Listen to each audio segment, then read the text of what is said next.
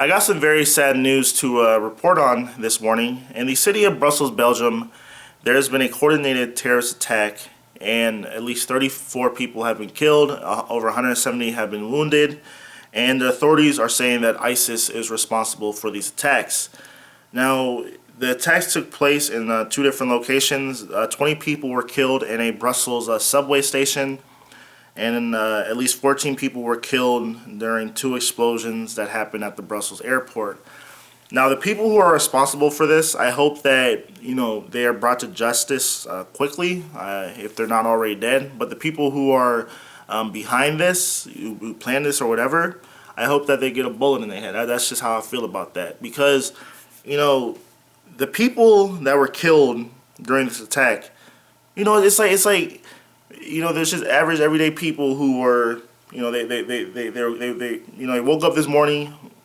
They woke up this morning, went to work, and then afterward they wanted to come back home to their families, and now their families have to bury their loved ones, and my condolences go out to the people or the families that lost people during this attack.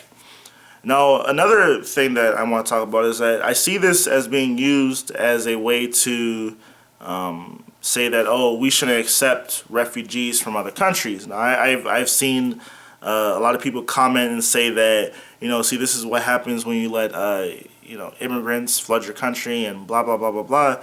But the problem with that notion is that the people that are fleeing from Syria are people who are fleeing from ISIS.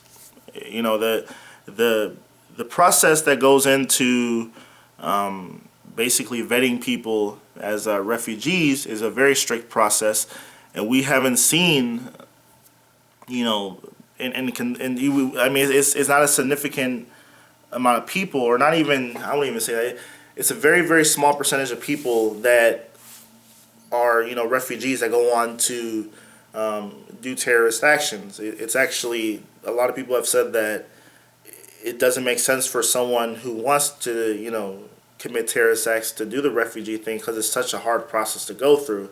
More times than not, they use other means of, getting into the country. But, once again, this is a time for us to come together and,